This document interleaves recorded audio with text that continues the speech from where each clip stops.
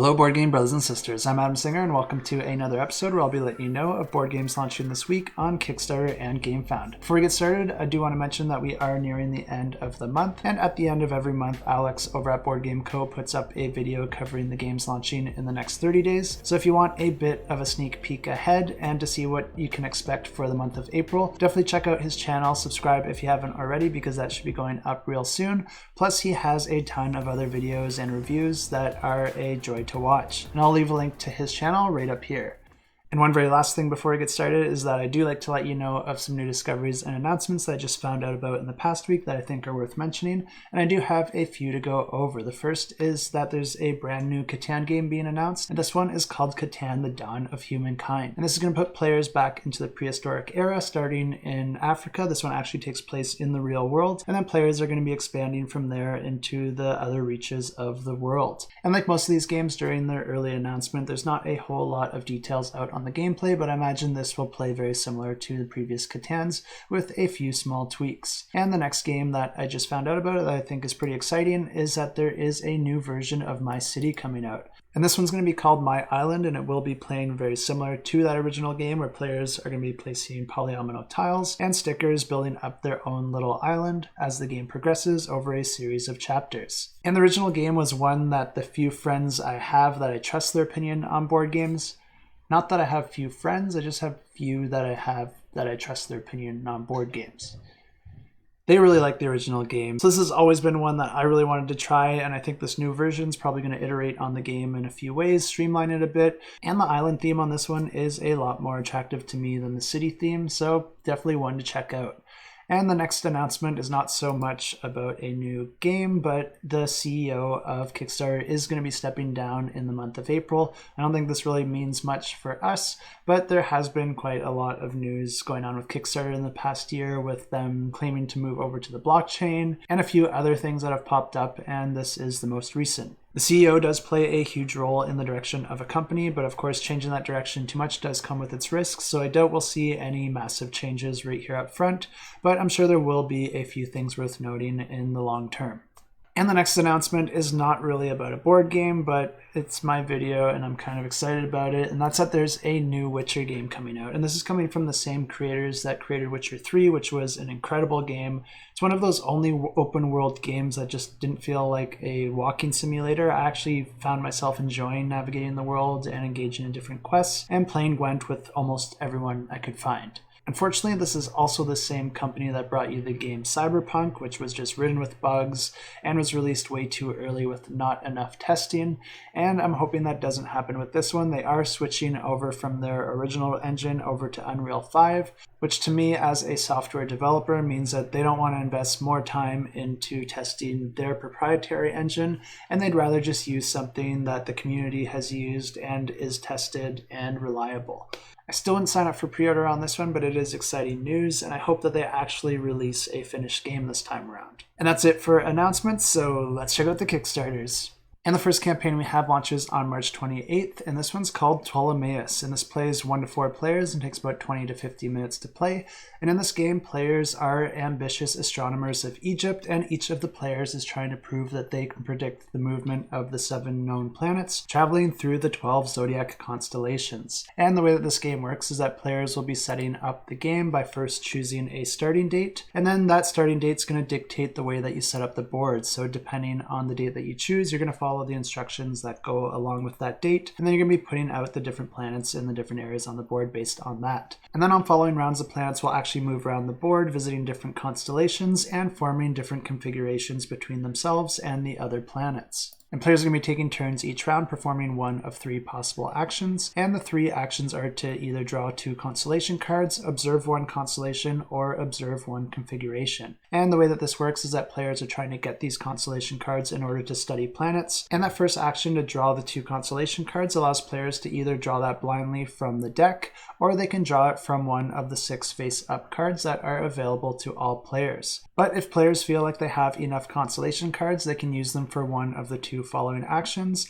and the first one is to observe one constellation. And to do that, all the player has to do is discard a card in their hand that matches a constellation on the board, and if that constellation has a planet on it, the player can put a token on that planet, which allows them to begin studying that specific planet. This means that you're probably going to want to get as many of these on the board as possible, which brings us to our third action, and this allows you to observe one configuration. So the planets and comets can align in different ways, and observing these different configurations and having the right cards in your hand will allow you to play multiple of those constellation cards, enabling you to put down multiple tokens in a single turn. And once a player has gotten those 3 tokens down on a constellation and planet, they have fully studied that planet and earned the victory points associated with it, but they also get to draw a bonus card as well as a bonus asteroid token. These tokens can be saved to trade in for more cards on a future turn, or they can be cashed in for victory points. And the way that this game ends is as soon as a single player earns 12 victory points, that triggers the end of the game immediately, and that player wins the game. And of course, if you want to check out this campaign or any other that I mentioned in this video, I have links to all these campaigns in the description below. And the next campaign we have, also launching on the 28th, is Nightmare Cathedral. And this plays 1 to 4 players and takes about 60 minutes to play. And this looks like a really interesting competitive area control game that has a lot of unique ideas and things that I think will make it a little bit different than a lot of other area control games that we've seen in the past. And in this game, players are essentially performing actions on their turn in order to move around the map and gain victory points in various ways. But one thing that I think is going to make this a lot different is the way that the actions are implemented. Players are each going to have their own character, and each character is going to have access to the same 5 core actions, but each of those actions is going to be completely different for each of the characters. So even though you all have the same names for each of your actions, they're going to be a little bit different depending on the character that you're playing as. But then also these actions can be upgraded, which is going to make them even more different from each other, and players are going to be starting the game with one of these randomly upgraded at the start of the game, then they'll be able to further upgrade them as the game goes on. There's also something else really cool about how the actions are implemented in this game, and it's also something I haven't really seen before, and that's that it uses this little action track, and to perform the action you're going to be putting your character out on one of these spaces in that action track. And when you're not taking an action, your character will get pushed off into one of these empty spaces that is adjacent to the action track. And the reason that's important is because when a player plays an action that's adjacent to you or not adjacent to you, that's going to give you access to a secondary action or multiple secondary actions, where you'll be able to get a small bonus turn every time another player performs their main action. I think that's going to add a really interesting dynamic when you choose the action that you pick, because you know the other players might benefit from it, and you might want to limit that, or you might want to put yourself somewhere where you think you'll benefit on the other players' actions in the future. But players will be doing this essentially to move around the board, develop different areas of the map to gain a presence there, fortify that presence, summon different creatures, and perform different rituals to perform some special abilities. Players will be starting the game holding different locations because these are snake drafted at the start of the game until each player has presence at 2 different locations. And then all the remaining locations are filled up with a sort of neutral player with some neutral characters that players can engage with throughout the game. And the game actually plays over 2 different stages. Both of those you're going to be taking turns performing different actions. But in the first stage, there is this special track at the top here that have all these little components that you can see. And these little components are actually the building blocks of the cathedral that will get built at the center of the board. And each turn, one of these is going to be taken from that track and put into the center board, further building up that cathedral. The game continues until that cathedral is fully built, and that's going to kick off the second half of the game, where some really powerful nightmare creatures are going to get added to the board, causing havoc wherever they go, but they can also be manipulated and controlled by the players to use them to their advantage, which adds a really interesting dynamic to the game. And players are going to be doing all this to earn victory points by completing different objective cards, building fortresses on the map, as well as progressing their ritual marker across the ritual track, which will also earn them special abilities throughout the game. And you're also going to be engaging in combat, earning victory points by devouring units, and also upgrading your action cards. And the player with the most victory points at the end of the game wins the game. And if this one does sound interesting to you, you'll definitely want to follow along with it, because you'll get an early bird freebie at the start of the campaign, which is a really cute and fluffy nightmare cat added to the game along with its miniature. And the next campaign we have is also launching on the 28th, but this one's not for a board game, but instead it's for some hexagonal terrain tiles that you can use for your RPGs and war games. And this is going to be offering you all sorts of tiles of different landscapes so that you can build up the different environments that you want to play your games in. And I really do like the art style on these tiles, and they will be double-sided. They're going to feature the same art on both sides, but one side will have a grid for the cases where you might need to measure out different distances between your units, and in general just help you determine certain outcomes as you play the game. And I thought it'd be worth showing the few pictures that are in this carousel because those tiles that I showed you a minute ago just made them look really small, when in actuality they're actually pretty big, and you can see the way that they're using these different configurations in these pictures. And if this one does interest you, you'll definitely want to follow along and get this special tile box. I don't know exactly what that is, but it says that this can't be added to your pledge separately, so you'll definitely want to get in on that one while you still can.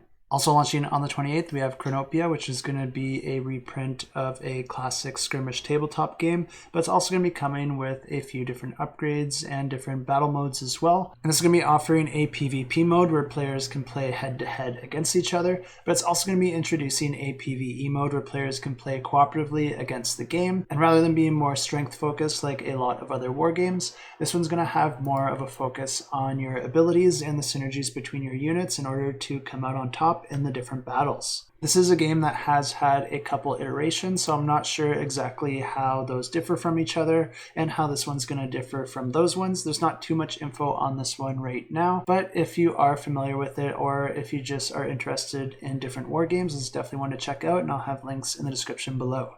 And now for games launching on March 29th, we have Silicon Valley, and this plays 1 to 4 players. It takes about 60 to 90 minutes to play. And this one was actually supposed to launch a few weeks ago, so I've actually already covered this one, so I will roll that footage for you now. Is another one from Scott Elm, so kudos to him for all the hard work and pumping out all these different games. But this one is called Silicon Valley, and it plays 1 to 4 players and takes about 60 to 90 minutes to play. And this is a game all about founding your own startup company, and this is in a world of limited ideas, limited funding, and limited talent. And you're going to be competing directly with your opponents to try and scoop up as much market share as possible, scoop up as much funding, acquire the best talent that you can, come up with your own ideas, and possibly gather some inspiration from your opponents as well and try to do it better. Players will be giving up their social lives altogether and then spending their Fridays and Saturdays editing YouTube videos. Oh wait. Players will want to reinvest the income that they have back into their company, but then also get a little help from some angel investors if they're able to acquire some funding to expedite the growth of their company and be the first one to hit that billion-dollar valuation. There's not a whole lot of info out on this one right now, but it is a Euro game, and if you're ever wondering why I'm always filming my videos at night, it's because 7 years ago I decided to co-found a company with some friends, and it's going great, but it's a lot. But when we do hit that billion-dollar valuation, you can bet that there will be a lot more YouTube videos coming out of this channel. And the next game launching on the 29th is also one that I've already covered in the past, and this one's called Nightbreak. It plays 2 to 4 players. It takes about 30 to 50 minutes to play, and I've actually covered this one a few times. I think this time it will actually launch, but I went into quite a lot of detail in my previous video, so I will roll that footage for you now. And this is a medium weight competitive fantasy battle card game. And in this game, players are going to be choosing their unique faction's hero deck. Players will choose 3 cards from their entire deck that they want to start the game with, and then they're going to be shuffling up the rest as their draw deck. But then 6 cards are going to be removed permanently from the game. Each round, players automatically gain a blessing token that can be used to activate different powers or escape the battle undetected or pray for more blessings in the future.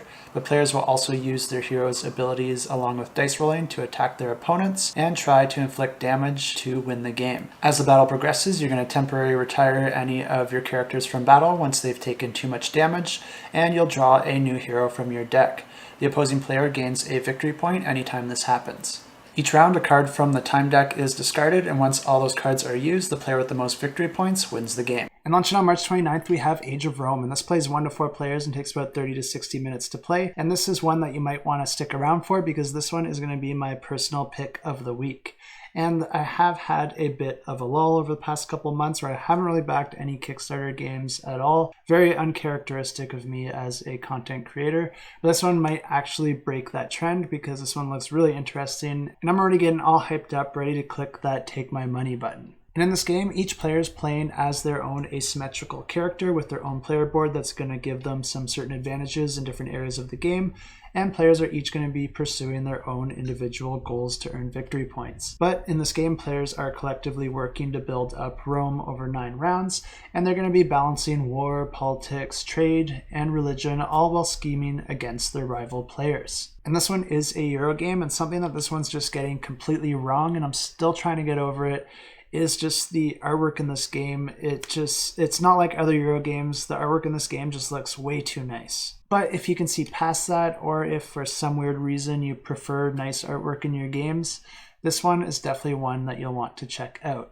The game's going to play over a series of rounds, each with 4 phases, and the first phase is the scheme phase, which just sounds fun already. And during that phase, an event card is going to be drawn that's going to affect all players, and turn order is going to be determined, and then players are going to be activating their schemes in turn order. And this phase does allow players to engage in a little bit of take that, and I know that's a scary word for a lot of us gamers. I generally do not like take that in my games. I find it to be a little too back and forth, and that it adds too much chaos and randomness to the game and just slows games down in a way that doesn't feel meaningful or fun. But at the same time, I also don't think it's a bad mechanism in and itself, because some of my favorite games actually do have take that in the game.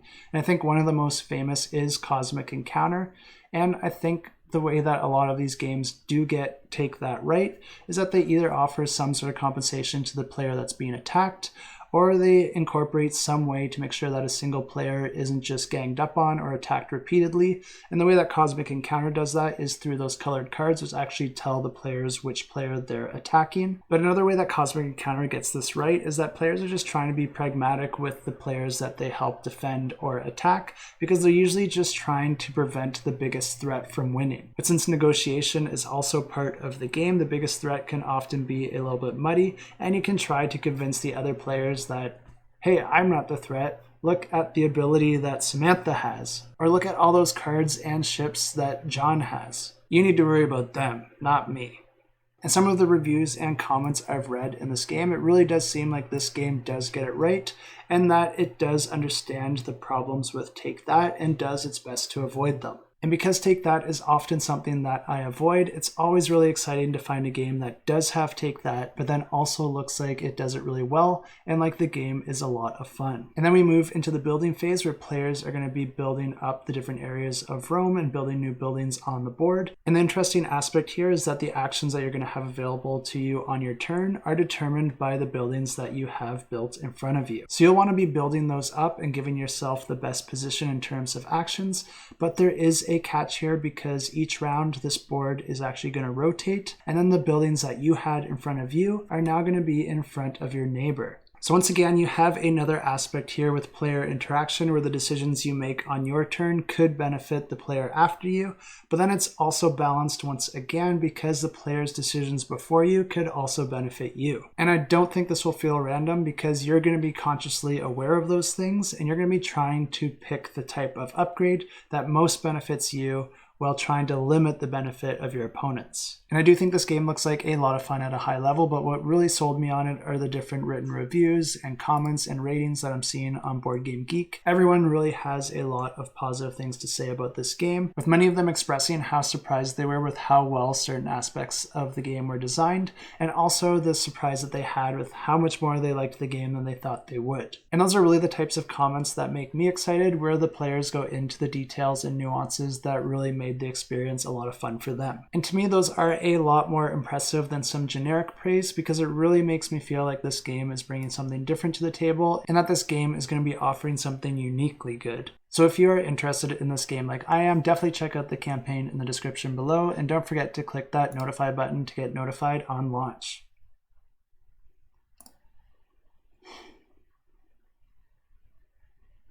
And the next campaign we have launching on March 29th is Athanasia. This plays 2 to 7 players, takes about 90 to 240 minutes to play, and this is a sci-fi fantasy competitive skirmish war game where players will be engaging in tactical combat to secure the key to immortality. And I'll be honest, I'm usually not very interested in skirmish games, mostly because I feel like they all kind of play similarly to each other. But this one actually does look really interesting. I think it does a lot of things different that I haven't seen in any other skirmish games. And I think these fresh ideas look like a lot of fun. Each character comes with its own set of stats and a special ability, but players will also be able to explore different features of the board to their advantage, and they'll also be able to discover different abilities that they'll be able to add to the specific character that found that ability. But then there's also a really neat mechanism associated with this, because as players explore the board, they'll also discover these portals that take you to a special area, and if you're a character that discovered a new ability that you can use yourself, you can actually take it to that special area and drop it off there, making it available to all the other characters in your civilization. And of course, players can fight each other in this game, and the way that works is that the players all have their own individual stats and the abilities to augment those stats, but then you're also going to be rolling a d20, very similar to how you would in your typical RPG, and then you're going to compare the results added with your stats to see who won the battle. And one way you can win the game is by being the last player standing, or the other way you can win the game is to forge the key to immortality and then reach the exit portal on the board. The catch here is that as soon as you forge that key, it's going to put a target on your back and all the other players are going to come after you. This means that you're going to want to be really strategic when you go this route, and it's going to completely change the way the game feels, because as soon as that happens, it's going to be absolute chaos and you're going to be fighting and clawing to get to that exit portal. Players will also be able to discover other items that will spawn randomly on the board, and they can also take advantage of different obelisks to increase the different movement, defense, and attack power that each player has. And if you are crazy enough to try and forge that key and make your exit, you will have to find certain resources in order to be able to forge that key. And there's only one place where you can forge that key, which is in the center of the board, which means you're always going to have to be running over that same distance to reach that exit portal. So there's no easy way about it, and if that sounds fun to you, you can check out this campaign in the description below. And launching on March 29th, we have Darkest Doom, and this plays 1 to 4 players and takes about 90 to 150 minutes to play, and this one is going to be my pick of the week. And I already had a pick of the week, but we're not going to be having a Discord pick of the week this time, so I'm just going to make 2 picks because the people over on our Discord are completely savage, and we got 29 NGs, which outranked every other option in this week's selection. And if being savage sounds like something that you'd enjoy doing, you can check out our Discord in the description below. But this game looks like a lot of fun because all the players start out being completely annihilated. Except you're not really annihilated because some greater power was able to turn back time 9 days, while also simultaneously giving you a piece of that power and buffing you up to relive those 9 days and hopefully try to change the outcome. Or not, depending on your savageness. Because there's actually 4 ways that you can win the game. You can either just earn the most victory points at the end of the 9 rounds, or you can try to end the game early by completing different quests to gather the 3 sigil stones, delivering them at the center of the board, where you face a final challenge, and if you're able to overcome that, you'll win the game. Or you can climb the mountain in the center of the board and try to defeat the Shadow Shaman, but the players can also all lose because as the evil expands and explores the different areas of the board, it's going to be leaving corruption in all the areas it visits, and if all the temples are completely corrupted, then the game ends and all the players will lose the game. Unless you try to achieve the 4th way to win the game, where you can potentially become the leader of the Dark Army and win if the corruption takes over. So there's some interesting dynamics with the different options players have to try and win the game, but there's also going to be variability from game to game depending on which character you play as and the way that you choose to upgrade them. Because each player is going to have their own player board that's going to track their health and mana. Then they're also going to have 4 stats. There's your melee, as well as your witchcraft, which will determine the maximum of mana that you have, and the wisdom, which determines how many cards you can hold in your hand, and your max health, which determines your max health.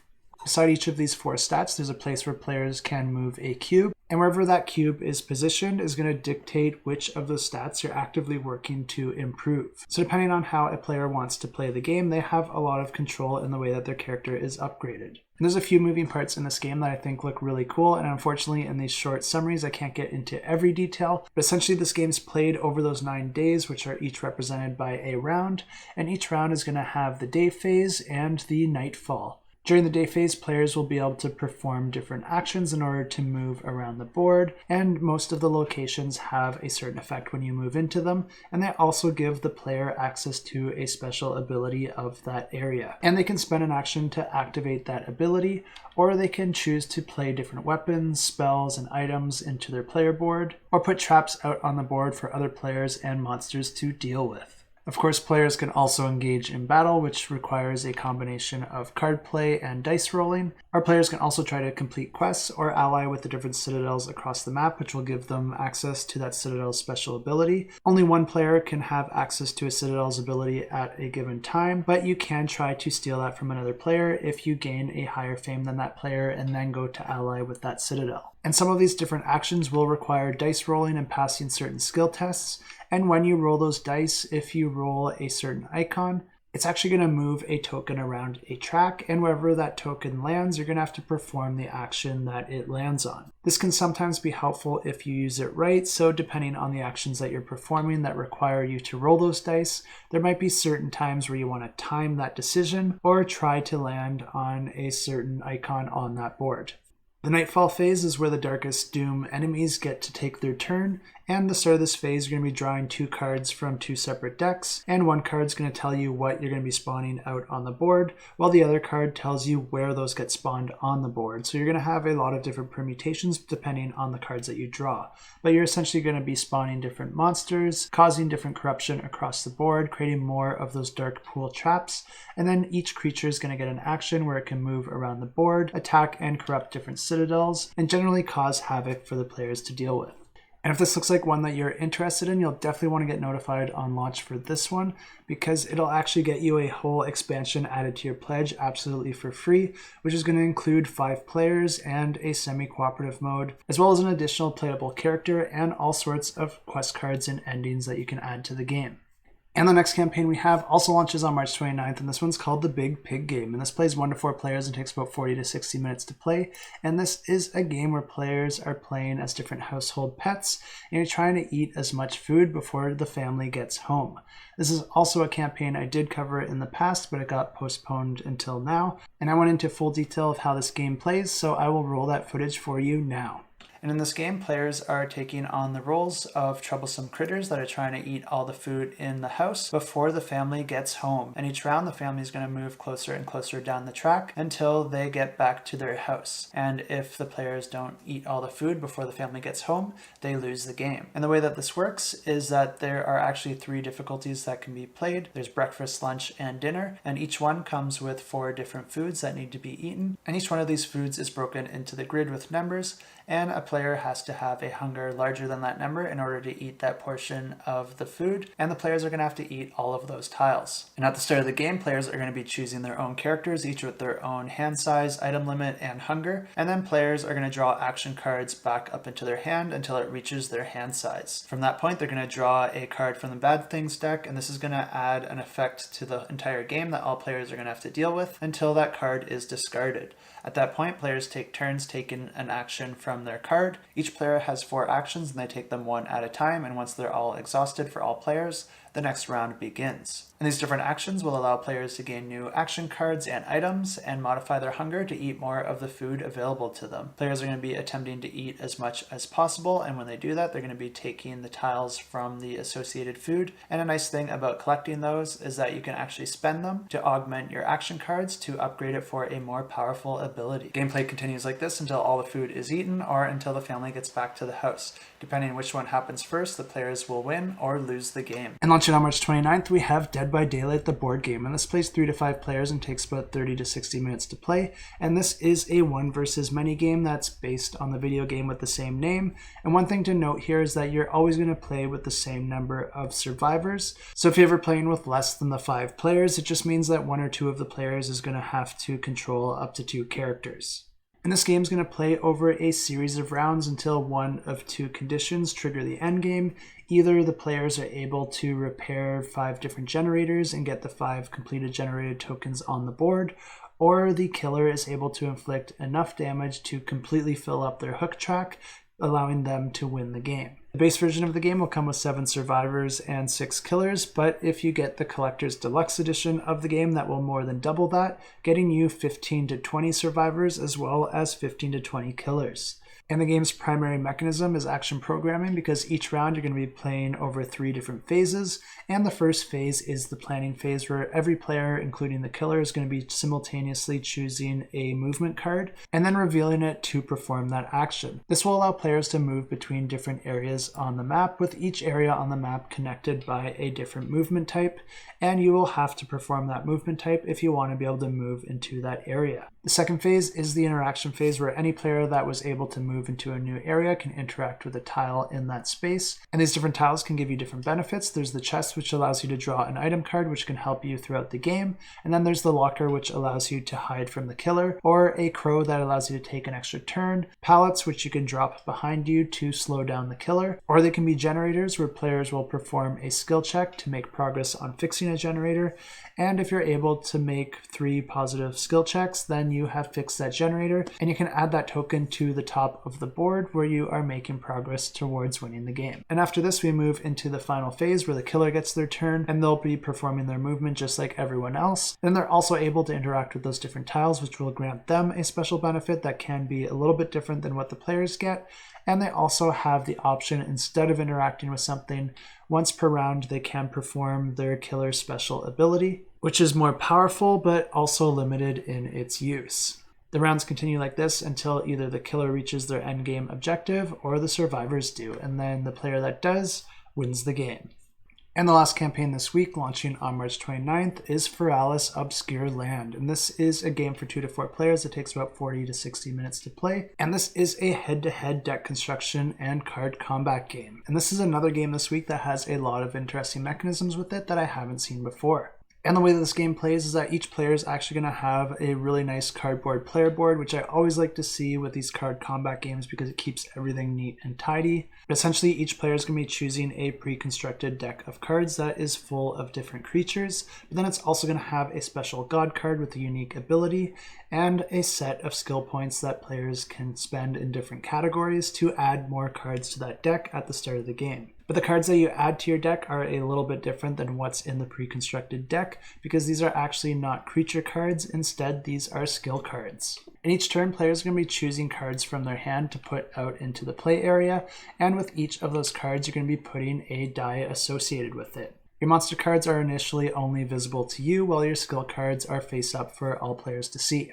Each turn, you'll be lowering the value of each die by 1, and when that die is completely depleted for your skill cards, that actually unlocks that skill card, and you can use it immediately or on any following turn. But when you do use it, it does go back to your hand, and if you want to play it again, you'll have to put the die back on it. For a monster card, when that die goes to 0, it means that your monster is no longer in incubation, and you can put it out on the board, allowing it to attack your opponent. And when you do attack, you can choose to either attack the other player, which if you totally lower their health, you win the game, or you can instead choose to attack their creatures, because each of their creatures can chain together for devastating effects, and each of the creatures have unique special abilities, which when you're going up against them, can completely mess up your plans or grind your engine to a halt. So although you'll really want to attack the other player to win the game, that often isn't the best strategy, as those other creatures will be getting in your way. But the fun doesn't end there, because depending on which way that you have your creature card oriented, you'll actually have a base form as well as a more powerful awakened form. And the first time you put it out into play, it's going to be in its base form, but as soon as it's killed, it goes back into your hand. And the next time you incubate that card, it's going to be in its awakened form. If it is killed again, it goes into the graveyard and it is out of the game. Players' decisions will really matter in this game because there is a lot of agency and very little randomness. So if you are a fan of combat card games, especially those with a lot of strategy, this one looks like it's bringing a lot of new, fresh ideas to the table, and it's definitely one that you'll want to check out, and I have links to this campaign and all the others in the description below. And just for fun, here are some bonus games I was expecting around this time, but I never got an exact date for these launches, and the first one is Stalingrad Roads: Battle on the Edge of the Abyss. And this is a war simulation game for 2 players. And the next one is City of Chaos, where you will be using deduction to unravel the mysteries of the City of Chaos. Then we have AEGIS, which is a robot combat game. And then we have Terraforming Mars, the dice game, which definitely isn't launching soon because they just launched another campaign for Ares Expedition expansions. But then there is Beyond Humanity Astronomeers, where players are competing in space mining. Hortven, the King of Fortress, which is a 3D board game where players are exploring a castle for treasure. And then we have Autobahn, where players are building roads and delivering goods in Germany. The Bedville Carnival, where players will be pushing their luck and avoiding the Gravekeeper, trying to enjoy a scary theme park. And those are all the campaigns I have for you this week, but don't leave yet because we have a few awesome pledge giveaways to announce for campaigns that are currently active on Kickstarter. And these are the easiest giveaways to enter ever. All you have to do is leave a comment down below. You don't have to like the channel, you don't have to subscribe, you don't have to even say nice things to me, although I do appreciate it. And if you do like the content, you can still subscribe anyway, and you probably should. And the first pledge giveaway we have is for Encyclopedia, and this is a Euro game where players are disciples of Charles Darwin, and you are competing to create the first encyclopedia. Players are going to be using different colored dice in order to put them out on the board using dice worker placement to use different actions that are associated with the value and color of the dice that they use. The catch here is that players will all be rolling their own dice, but you can take dice from another player at a cost in order to use that die if you think it's going to work better than any that you have in your possession. Of course, players can also take dice from you, so this does balance out in the end. But the different colored dice and the different numbers are going to determine which of the spaces you can use, and you're going to be trying to correlate the different colors together to maximize your victory points, because collecting different sets and completing research on different types of animals that work well together will earn you bonus victory points. And this giveaway is going to be for the Scholar Pledge, and this is going to come with the core game as well as the Sepultus Creatura promo cards.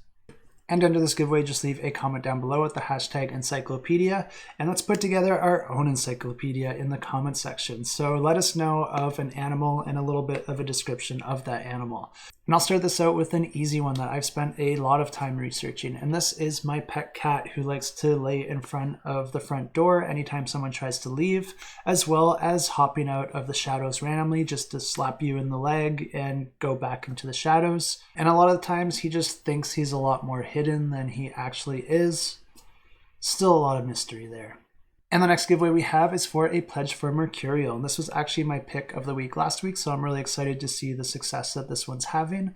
And this is a game where players are different spellcasters, and you're going to be using different alteration cards in order to manipulate your spell dice in order to get different combinations of elements to complete different spells. Because by completing the different spells, you can combine them together to unlock different feats, which will earn you victory points at the end of the game. The alteration cards will have both a powerful main ability and then a more flexible secondary ability. Players will be able to choose which one they use on their turn. And combining your different resources with the different elements that you're able to conjure up will allow you to complete different combinations of spells. And you will be gaining more alteration cards, adding them to your deck as the game progresses, giving you more options later in the game. And I didn't realize this until now, but this is going to be an extra awesome giveaway because this is actually going to be for an all-in pledge. So I just want to thank the designer of this game for donating such an awesome pledge to this giveaway. And this is going to include the deluxe edition of the game, a supersized playmat, 4 foldable dice trays, and all unlocked stretch goals. And those dice trays look pretty sweet.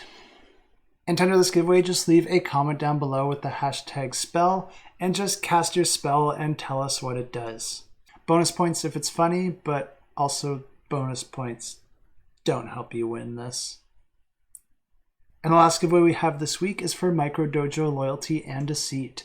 And this is a pocket-sized worker placement game where players will be performing different actions by moving different types of characters around on the board. There's going to be 4 different characters that you're moving around the board, but the catch here is that you can't move a character that you moved in the last turn, and you can't move the character that your opponent moved in the last turn. Each game provides a series of objectives for players to try and fulfill in order to gain victory points and win the game, and these different objectives could be to have the most gold, have the least gold, have the most buildings and the most gold, or some combination of these different resources that you can collect in the game. The catch here is that you actually need to trigger a space on the board in order to do that check. So you really want to trigger that check when only you fulfill that objective so that you are getting a leg up on your opponent. This expansion is going to be adding quite a lot extra to the game. It's going to give you a modular board so you can actually change the different actions that are available from game to game. It's also going to give you some extra characters, and each character is going to have a different ability in the advanced mode of play. And it's also going to introduce 2 different types of factions that players can try to gain loyalty in throughout the game. And it's going to move you up that loyalty track, allowing you to trade in loyalty for different bonuses or to try and max out that track for a big bonus. And this giveaway is for the Complete Edition pledge, and this comes with the base game and the expansions, as well as 2 game boxes, which I know sounds silly for a board game because most of them do come with boxes, but this game was actually offered originally in an envelope form, which I'm a huge fan of because it makes the game more financially accessible to more people and allows more people to enjoy that game at a reduced price.